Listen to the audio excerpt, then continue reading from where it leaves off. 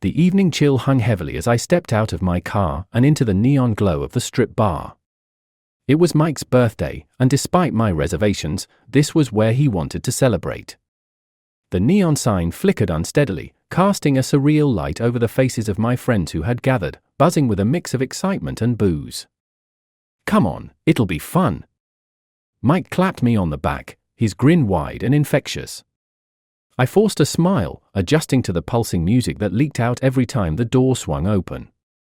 Inside, the bar was dimly lit, thrumming with music, and crowded. Scantily clad dancers moved with hypnotic grace, drawing the eyes of everyone around. I stuck close to the group, nursing a drink I didn't really want, feeling the weight of my wedding ring against my finger.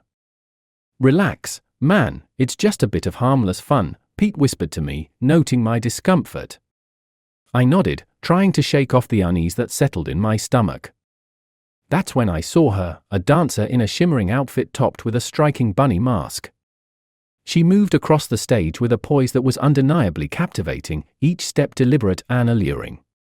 Despite myself, I was drawn in, watching her every move, the way her body swayed, the mysterious allure of her hidden face. "I'm a married man," I muttered under my breath, a mantra to guard against the rising tide of forbidden thoughts. I turned away, trying to focus on the laughter and jokes of my friends, but the image of her graceful figure lingered in my mind. Mike nudged me, pointing towards the VIP area. "Hey, check out where Bunny Girl is heading." True to his observation, she was leading a patron, hand in hand, towards the secluded booths. The air around them seemed charged, a stark contrast to the raucous joy of the main floor. Their silhouettes disappeared behind a curtain, but the muffled sounds that soon drifted out were impossible to ignore. Embarrassment flushed my cheeks, and I felt an odd mix of jealousy and relief. Relief that it wasn't me losing myself in that moment of abandon, and jealousy for reasons I couldn't quite understand or admit. "Let's get another round." Mike's voice cut through my thoughts, dragging me back to the present. I forced another smile, clinking glasses, but the seeds of doubt had already been sown. Why did that masked dancer affect me so? And why, amidst the noise and laughter, did I feel so utterly alone? As the night wore on, the image of the bunny girl haunted me, a ghostly presence that I couldn't shake off. What was it about her that had pierced through my veneer of disinterest so effortlessly? As we left the bar, the cool night air did little to soothe the turmoil inside. Little did I know, the true shock awaited me at home, where the boundaries between my secure, married life and the night's forbidden fantasies would collide in a way I could never have anticipated. My return home was shrouded in a thick fog of unease. The drive seemed longer than usual, my mind replaying the evening's scenes on a loop, particularly the enigmatic bunny girl and her enthralling dance. Despite my efforts to push these thoughts aside, they clung to me, an unwelcome shadow in the quiet of the night. As I pulled into the driveway, the sight of our cozy home, warmly lit from within, should have been comforting. Yet, a strange apprehension tightened around my chest as I walked up the path. The front door was slightly ajar, which was unusual. Anxiety quickened my steps. I pushed the door open. "Liz? You home?" My voice echoed slightly, a stark contrast to the soft hum of the kitchen appliances. The aroma of baked lasagna wafted toward me, a reminder of normalcy, but it did little to ease the disquiet settling in my bones. In here came her cheerful call from the kitchen. I hung my coat, noticing her purse carelessly left in the hallway, its contents threatening to spill out. That's when I saw it, a glimpse of something unexpected that sent a jolt through me. A bunny girl mask, just like the one from the bar, peeking out from her bag. A mix of confusion and dread washed over me as I picked up the mask, the soft faux fur texture incongruent in my hands. "Liz, what's this?" I asked, walking into the kitchen with the mask in hand. She turned, a spoon dripping with tomato sauce in her hand. Her smile faltered when she saw what I was holding. "Oh, that? It's just a costume for a party I'm going to."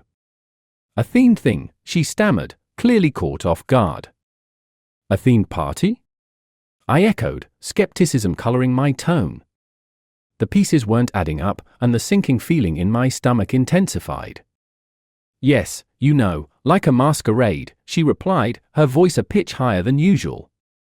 She quickly turned back to the stove, perhaps a little too quickly. I set the mask down, watching her movements, each one suddenly suspect. And when were you going to tell me about this party? I pressed, needing her to turn and face me, to confront the gnawing suspicion that something was amiss. I was going to mention it, she said, a hint of defensiveness creeping into her voice. I didn't think it was a big deal. I nodded, not convinced. We ate dinner mostly in silence. The mask sat on the counter, a silent sentinel to the tension between us.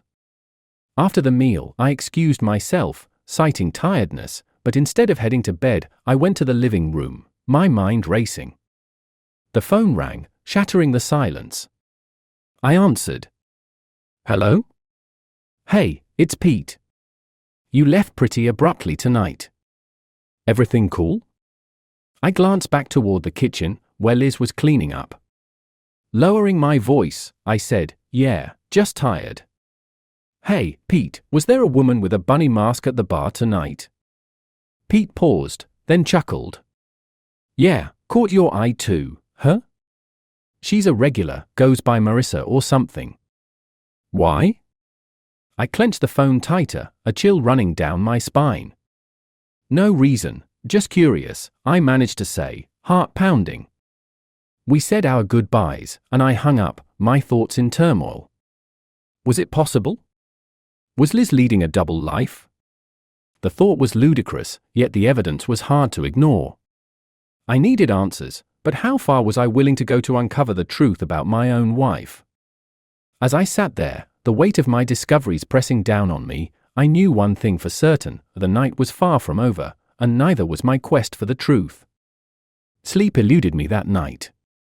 I tossed and turned, images of the bunny girl and Liz intertwined in an unsettling dance in my mind. By the time the first light of dawn crept through the curtains, I had made a decision. I needed to confront this, to find out the truth for myself. After Liz left for work, claiming another busy day ahead, I began my investigation. The first clue lay right in our hallway, the contents of her purse. I sifted through, finding receipts, makeup, and a small notebook that caught my attention.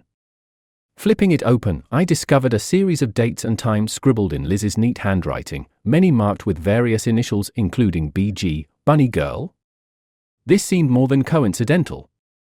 With notebook in hand, I decided to take a more direct approach. I drove back to the strip bar. The place was quieter in the harsh light of day, the neon sign off, and the door locked. I knocked until a weary-eyed man opened up.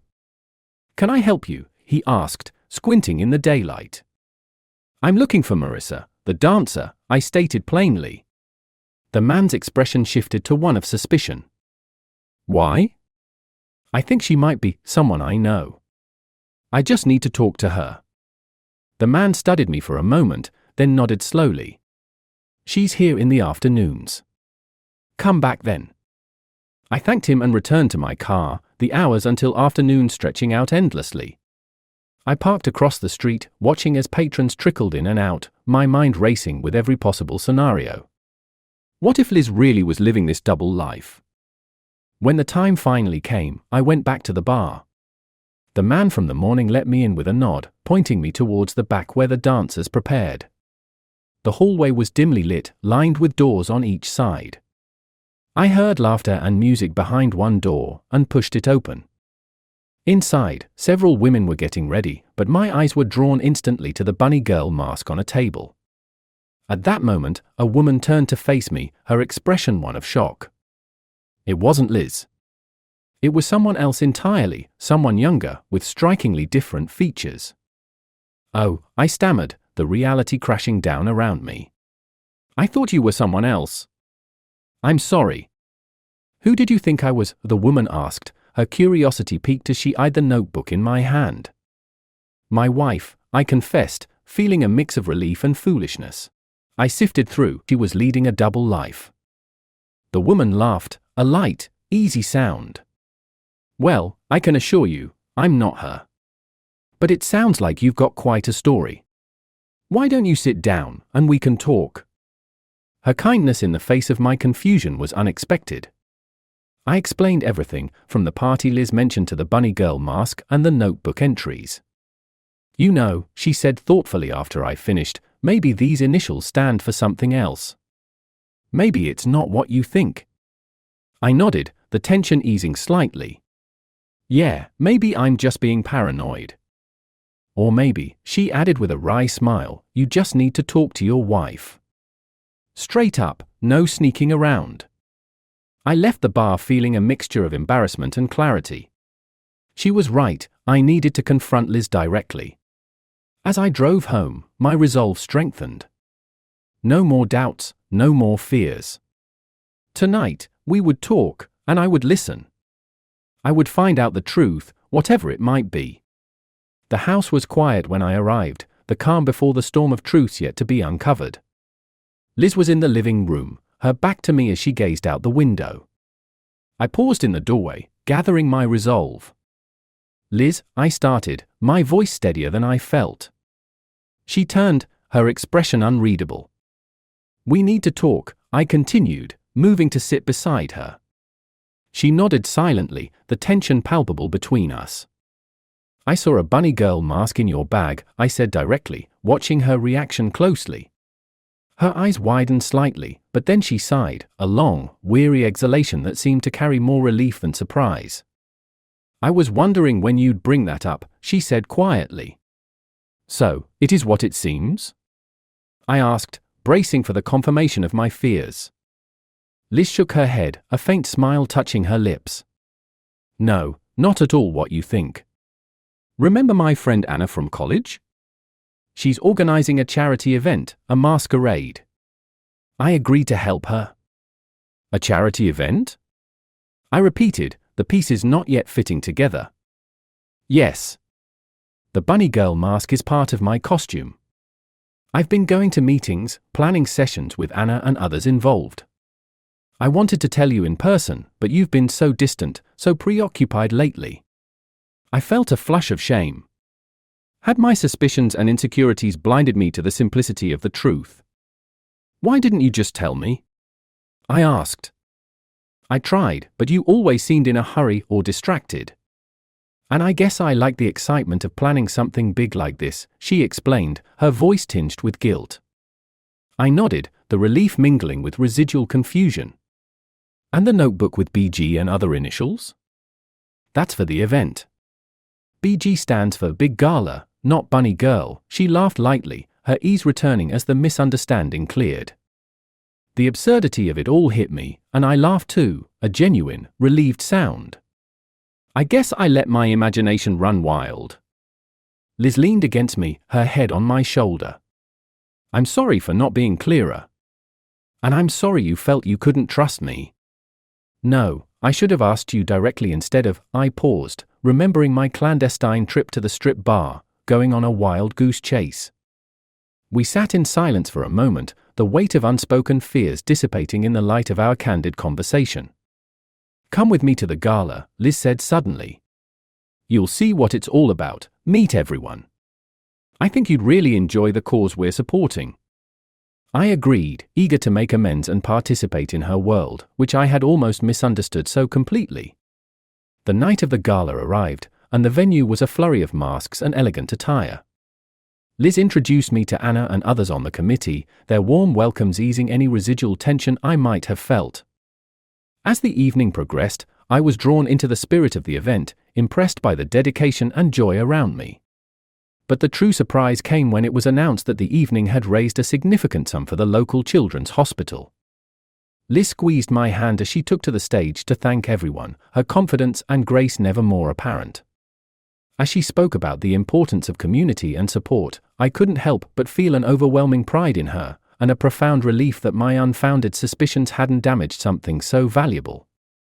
Later, as we danced beneath the strings of twinkling lights, Liz's mask slightly askew, I realized that the real mask had been my own insecurities and doubts. And now, with those stripped away, I found myself more in love with her than ever, grateful for the truth and the lessons learned in its pursuit.